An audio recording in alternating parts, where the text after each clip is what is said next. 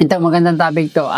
Bakit hindi laging totoo yung put your money in different baskets? Okay? Alam ko madalas nating naririnig yan. Baka ikaw in-advise mo rin sa iba yan at marami na rin nag-advise sa'yo na dapat daw put your money in different baskets. Okay, paliwanag natin yan. Okay, wag mong ilagay ang pera mo sa isang basket. Bakit? Okay, maganda siyang pakinggan. Ito, may wisdom naman talaga doon. Pero hindi ibig sabihin na tama siya para sa lahat ng tao. Hindi siya applicable sa lahat ng tao. Sa lahat ng season ng buhay mo, hindi lagi siya applicable. Kasi minsan, ang totoong problema ng tao, hindi kulang sa basket. Ang problema niya, kulang siya sa focus, okay? Kapag ang pera mo na sobrang dami na, yan, bagay sa'yo yun. Kapag sobrang dami mo na talagang pera, dami mo ng assets, pero sa bago pa lang, maling advice yun, okay? So, yung isip mo, nahati, kapag hati-hati din yung budget mo, yung focus mo, yung pera mo, lahat na hati, alam naman natin, kailangan lahat yun. Energy, focus, skills. So, iba't iba yung skills mo. Ginawa mo kung ano na, may negosyo dito, maliit, may kunting investment doon, may kunting sideline dito, may kunting try doon, may networking, may affiliate, may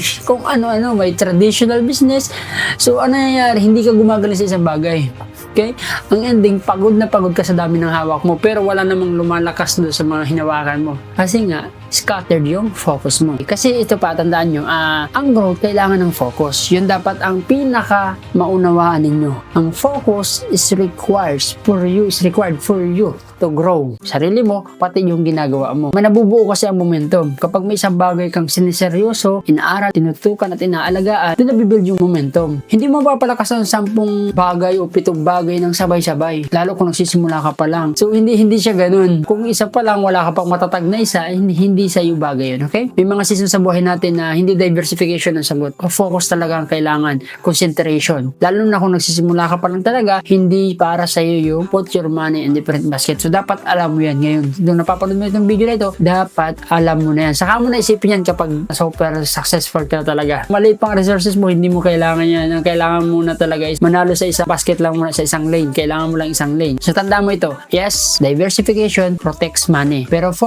ang focus is nagmumultiply ng money. Kaya kung wala ka pang sa stage ng preservation, sobrang laki talaga, baka kailangan yung focus mo na ang kailangan mo. Yan. So, isang basket lang ang kailangan mo para mag-grow ka. Okay? Palagay mo muna isa. Palakasin muna ang isa. Patunayan mo kaya niya mag-produce nung isang basket na yun. Okay? Kasi yung isang basket na yun, pwede mag-produce ng isa pa uling basket kapag nag-focus ka. Kapag stable na, bahala kung ilang basket na yung kaya gawin ng isa mong basket. So, kasi ang totoo, hindi yung mayaman ng tao dahil sa dami ng pinasok nila. Yung mayaman ng tao dahil may isang bagay silang tinutukan hanggang sa gumana na. Hindi laging padamihan ng basket. Minsan, patibayan ng focus. Ito pa, di ba ang Facebook? Noong umpisa naman, Facebook lang talaga. Bago pa sila nag-diversify sa iba't ibang venture, bago pa sila bumili ng ibang company, naging billion-dollar company muna yung Facebook, pero nag-focus lang. And actually, kapag nag-focus ka sa isang business, sa isang career mo, pag i-deep dive mo yan, mapapalaki mo yan. Tulad sa, halimbawa, sa business namin, ginagawa namin, meron kaming shampoo, yan. Ito shampoo na ito, kung nakita nyo. Kumbaga, instead na magtayo ako ng siomai, kung ano-anong hindi na related, mag-add na lang ako kasi alam ko na yung category na yun. Kumbaga, expand ko na lang yung category na yun na pinasok ko. Tulad niya, shampoo, pwede mag-add ng iba pang hair care product like conditioner.